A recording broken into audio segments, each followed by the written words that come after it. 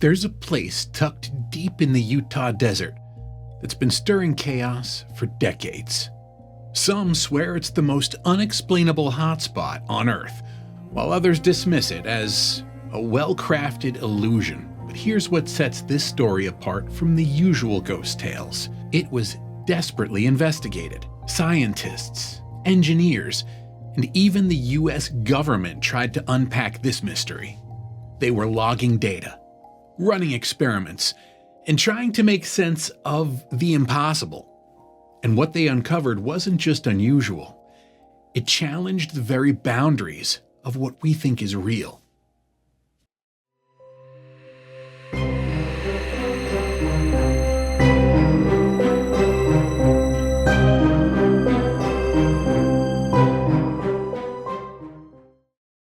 In the spring of 1994, Terry and Gwen Sherman believed they were stepping into a long-awaited dream. After years of hard work, they had finally found it, an untouched slice of wilderness, nestled in the edge of Utah's Uinta Basin. The land was sprawling, nearly 512 acres of rugged brush and open grassland, framed by red mesas, and traced by a quiet creek that shimmered in the sun like a forgotten secret. For a ranching family looking to start fresh, it was perfect. The property had sat dormant for 7 years after the death of its previous owner, Edith Myers. Most would have questioned why such valuable grazing land had remained unsold for so long, but the Shermans only saw opportunity. The price was right, the land was rich, and their children, a teenage son and a 10-year-old daughter, seemed to love it already. Whatever ghosts lingered from the past they assumed were only metaphorical. But on the very first day, the house whispered otherwise. As they began settling in, Terry noticed something strange. Heavy-duty deadbolts had been installed, not just on every exterior door, but on the interior ones as well. Bolts sealing off bedrooms, closets, even hallways. It was as if someone had been locking something in, or worse, trying to keep something out. The Shermans exchanged puzzled glances, but brushed it off. It was an odd detail, yes, but not enough to shake their optimism. They had no idea, standing there with boxes in hand and plans in mind, that they were about to walk straight into a nightmare with no name. The first sign came with a calm spring afternoon. A massive gray wolf stepped out of the tree line near the corral, towering, majestic, and far too large to be real. Its fur shimmered silver in the sun, and its gait was steady and deliberate. It wasn't just unafraid, it seemed aware. Terry, startled but not yet alarmed, even reached out to pet the creature. It didn't flinch. But seconds later, the animal lunged, locking its jaws around the snout of a young calf, trying to rip it through the iron bars of the pen. Chaos broke loose. Terry and his son grabbed their weapons, first a handgun, then a rifle. They fired again and again at close range, firing multiple rounds. But the creature didn't bleed, stumble, or even wince. It was like shooting at a tank, Terry later recalled. Only after the final shot did the beast back off and vanish into the brush, leaving behind a shaken family, a bleeding calf, and a riddle that made no sense. Terry and his son followed its paw prints into the field, but partway through they just ended. There was no blood, or even a trail, as if the creature had walked off the earth itself. And that was just the beginning. Each day on the ranch brought a new disturbance, an unfamiliar ripple through what should have been a simple rural routine. One evening, Gwen was driving home when a brilliant orb of light rose behind her. It hovered in her rearview mirror, matching her turns, weaving through the darkness like it had intent. She sped up, and it followed. Then, just as suddenly, it vanished into the night. On another night, Terry was walking the dogs through the field when he heard voices overhead. Male voices speaking in a strange language that echoed from 30 feet in the air, though no one was visible. The dogs howled into the wind, and Terry shouted that he was armed. The voices stopped, but the unease didn't. The lights in the sky kept returning, each time taking a new form. Some looked like small, boxy drones pulsing with white light. Others appeared as giant flying RVs, eerily silent and hovering for long stretches above the property. But the most unsettling were the massive ships, miles wide, pitch black, and barely making a sound as they floated across the stars. One night, a red beam shot down from one such object, striking a cow in the field. Other times, orange glowing portals appeared midair, like windows into another dimension.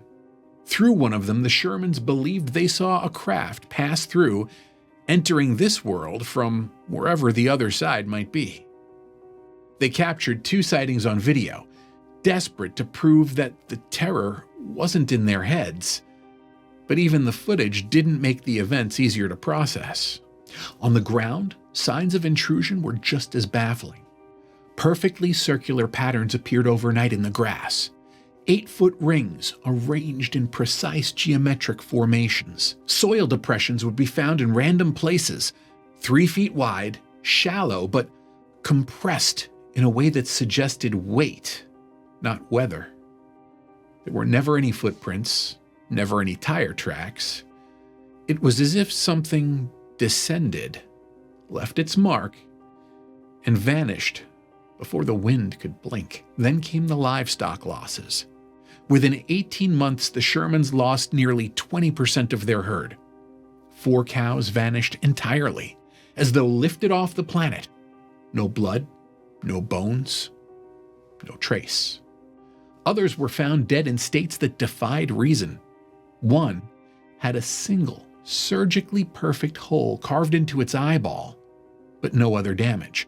Another had the same wound, along with a circular opening in its rear, and a chemical smell so sharp it made their eyes burn.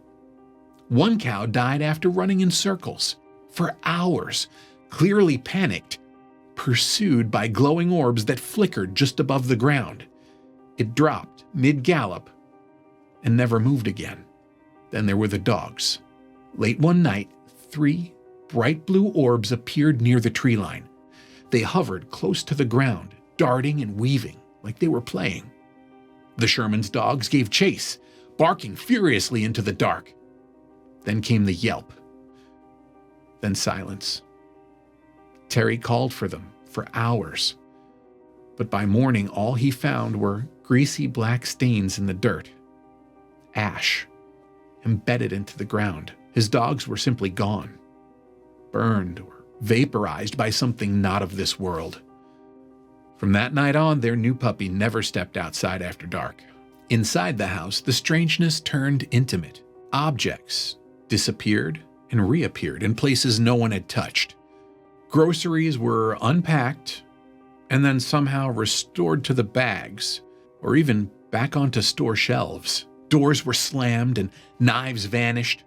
Sometimes the family felt a presence in the room, silent and unseen, but undeniably there. They stopped telling neighbors. Who would believe them? Even they barely believed it themselves. Terry dug through old tribal stories for a thread of logic. Gwen feared they were cursed, and each night they braced for something new, something worse.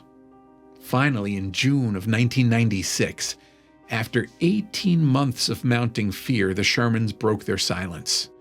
They spoke to Zach Van Eyck of the Deseret News, and their story, titled Frequent Flyers, hit the front page. The world now knew about their ranch.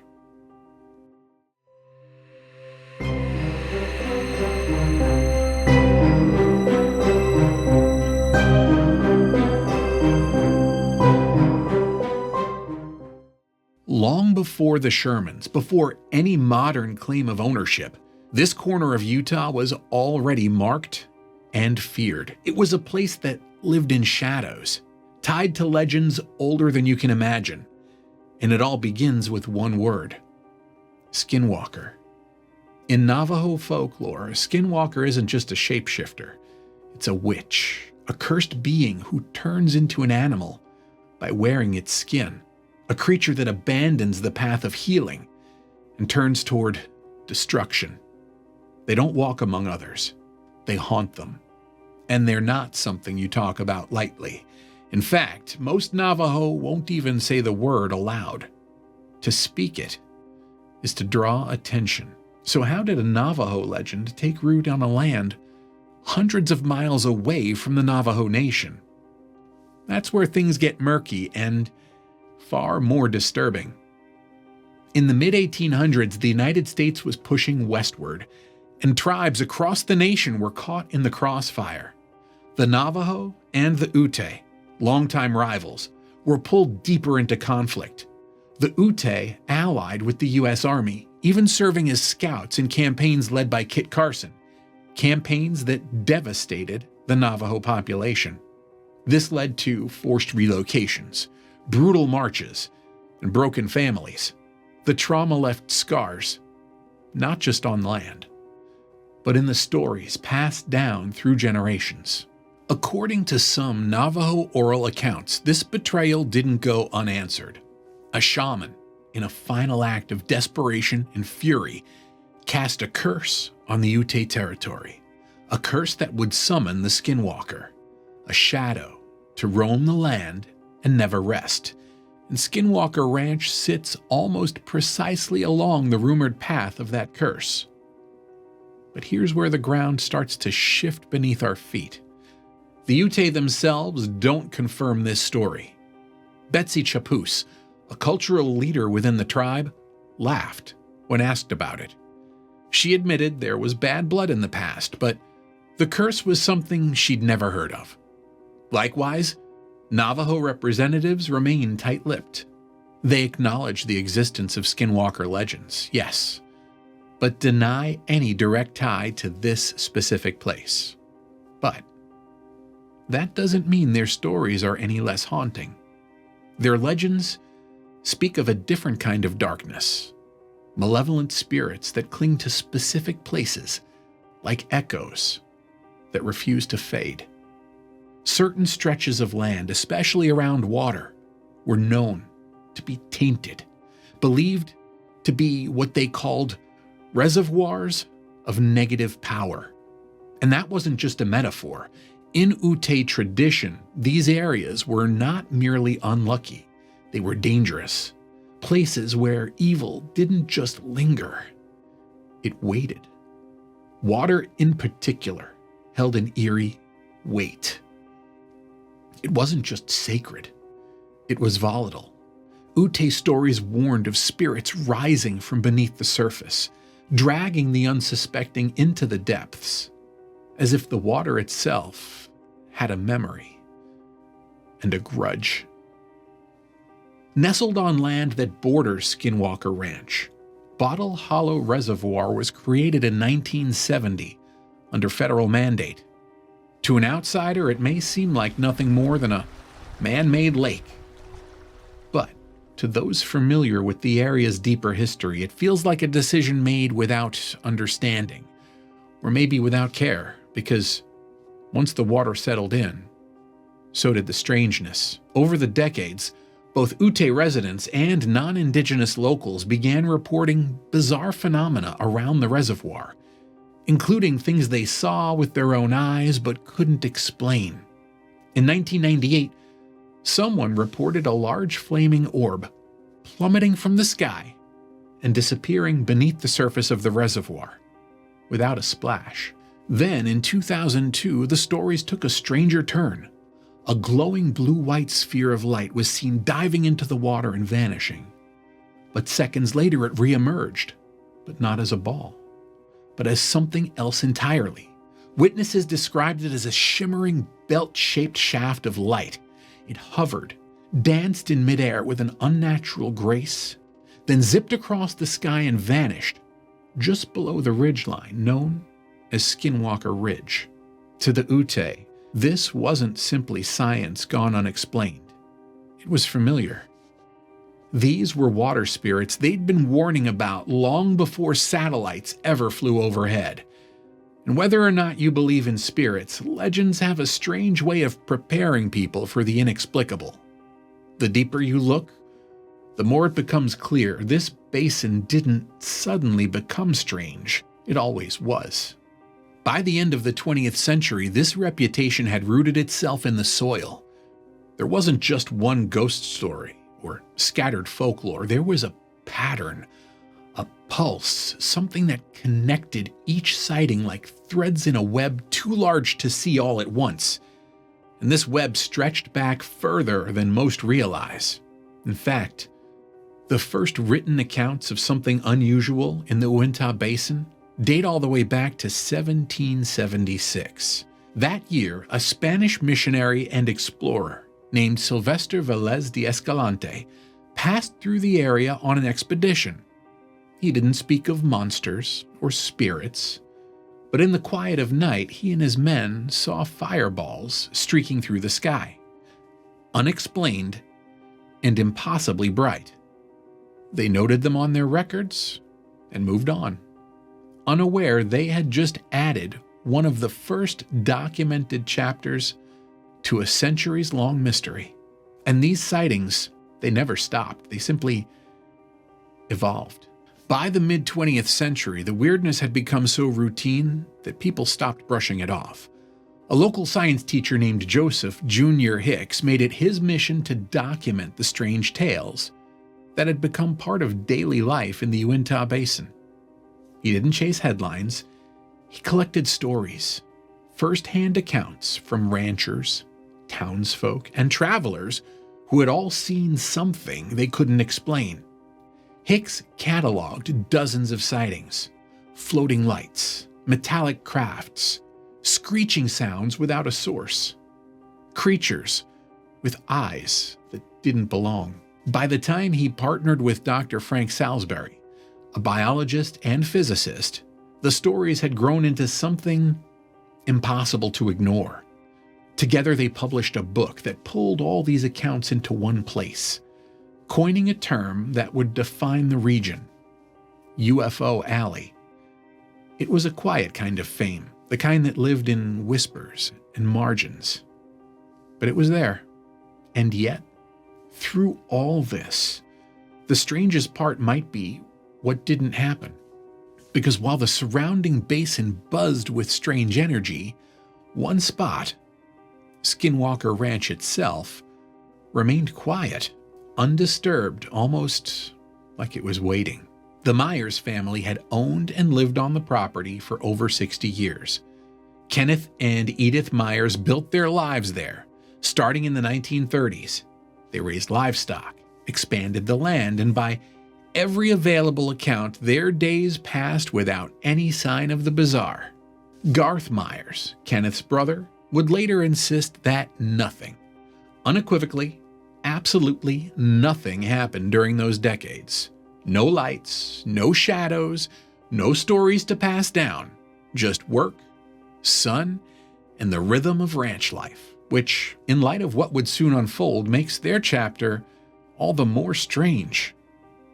Meanwhile, somewhere in Las Vegas, after getting to know about the Skinwalker Ranch, a billionaire with a fascination for the paranormal began making plans to visit.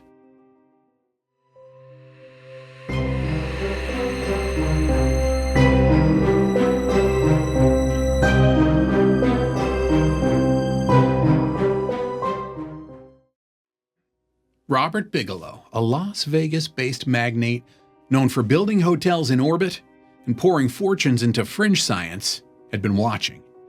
And when he finally stepped onto Skinwalker Ranch, it wasn't out of curiosity. It was a mission. The Shermans, worn down by 18 months of terror and absurdity, were in no position to refuse.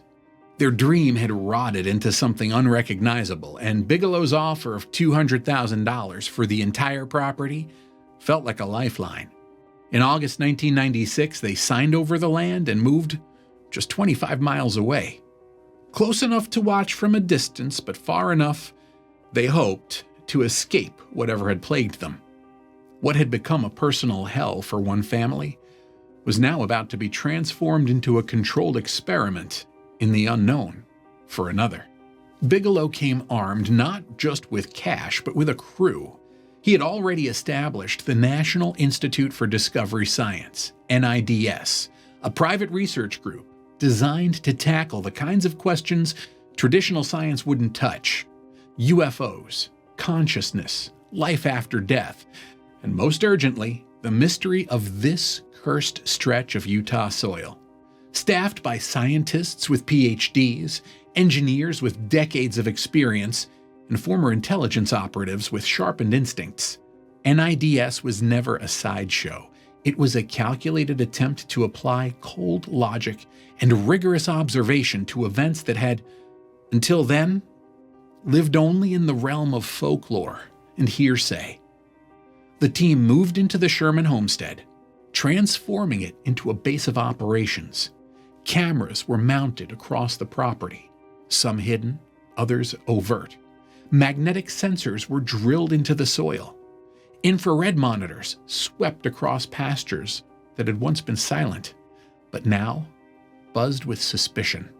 Every creak in the floorboards, every breeze through the brush became data. They watched and waited, expecting that without the Shermans present, the disturbances might fade, but the ranch didn't rest.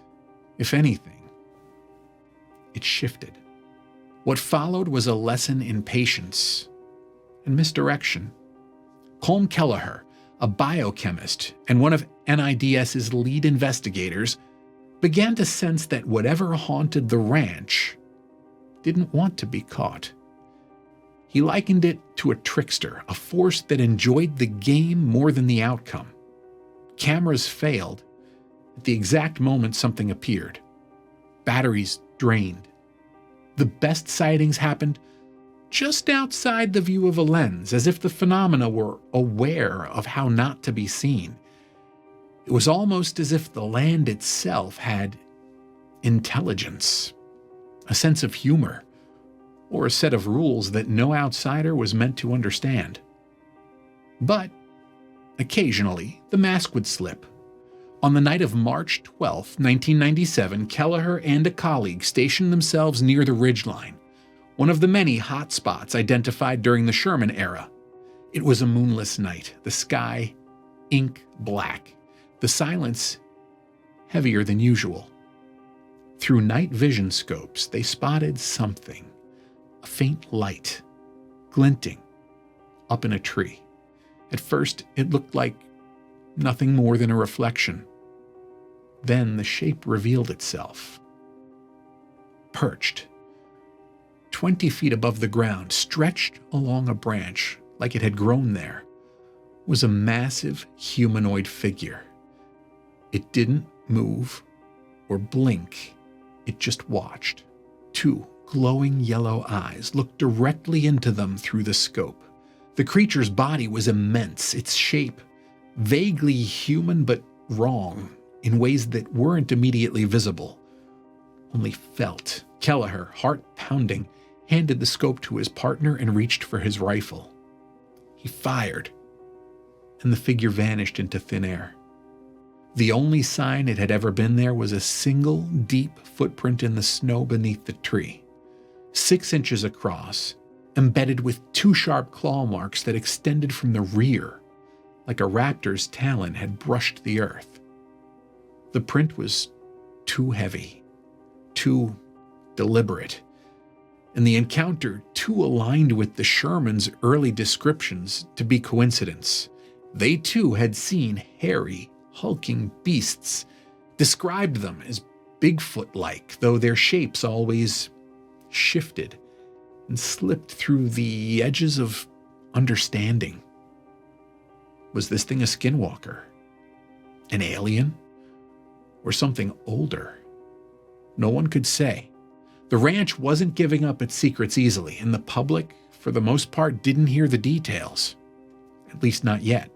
The research was kept tightly guarded, in part to avoid interference and in part because even the scientists didn't know what to make of what they were documenting. Armed guards were stationed at the gates, no trespassing signs went up, and by the early 2000s, the name Skinwalker Ranch had gone from whispered folklore to official designation. The reference to the ancient shapeshifters said to haunt the land before any rancher built a fence. In 2005, Kelleher and journalist George Knapp published Hunt for the Skinwalker, the first detailed account of the NIDS investigation. It was filled with encounters that defied belief. A portal opening in midair, a dark, featureless creature crawling out of it and vanishing into the trees, a red-haired beast resembling a buffalo or hybrid bull seen by Terry Sherman himself. The stories were extraordinary, the sources were reputable, and the questions only grew louder. Still, the skeptics circled. Critics pointed out the lack of high-resolution video, the absence of a captured creature, and the failure to produce that one irrefutable piece of evidence. Garth Myers, brother of the former owner, scoffed at the entire affair, claiming nothing unusual had happened in the 60 years his family worked that land. Even Bigelow had called him directly, asking if he'd ever witnessed UFO activity. Garth's answer was short. No. Skeptics wondered if the Shermans had exaggerated their story to attract a wealthy buyer, but the facts didn't support that theory. The sale price was modest, the family appeared genuinely traumatized, and no windfall followed. Other explanations were tossed around, perhaps the isolation on the ranch coupled with environmental quirks like infrasound or magnetic disturbances was distorting perception, playing tricks on vulnerable minds. Yet if that were true, why did seasoned scientists report the same things? Some locals quietly admitted they'd seen strange lights, heard strange sounds, or felt watched in the same way the Shermans described. Not all, but enough to make it hard to dismiss. By the time NIDS wound down in the early 2000s, they had amassed years of footage, data, and theories, but no closure. But this led to a second round of investigations. The DIA's turn. The saga of Skinwalker Ranch took a dramatic turn in 2007 when the United States government quietly entered the picture. A senior intelligence officer from the Defense Intelligence Agency read Hunt for the Skinwalker, and alarmed by its implications, visited the ranch. Within 15 minutes of arriving, he reportedly had a personal paranormal encounter inside the ranch house, witnessing a floating apparition visible only to him. Deeply affected, he briefed officials in Washington and involved Senator Harry Reid, who, along with colleagues Ted Stevens and Daniel Inouye, helped establish a classified Pentagon program to investigate. This initiative, known as the Advanced Aerospace Weapons Systems Application Program, was launched in 2008 with $22 million in funding. The contract was awarded to Robert Bigelow's BAASS, with Skinwalker Ranch designated as a key research site. One of the most alarming discoveries during this time was the so-called hitchhiker effect, where individuals who had visited the ranch, scientists, security officers, and intelligence personnel, began experiencing strange events at home. Their families reported shadowy figures, poltergeist-like activity, and disturbing dreams. This suggested that the phenomena weren't confined to the land. They could attach themselves to people and follow them across the country. Despite these findings, the Pentagon grew uneasy with the program's paranormal scope. By 2010, AAWSAP was defunded, and its broader work ceased.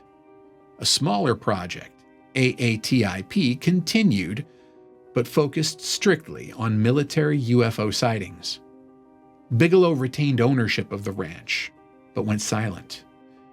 Rumors began swirling. Some speculated the ranch was used for secret psychological experiments. Others insisted that the government wouldn't have spent millions if there wasn't something genuine happening.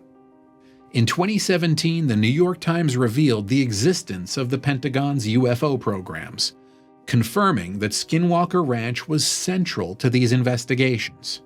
Former AAWSAP researchers later detailed more bizarre events in the book Skinwalkers at the Pentagon, including accounts of injuries, portals, and mysterious creatures.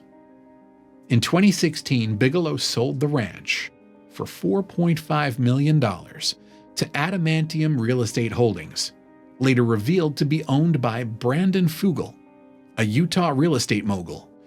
Initially a skeptic, Fugal viewed the purchase as a scientific challenge.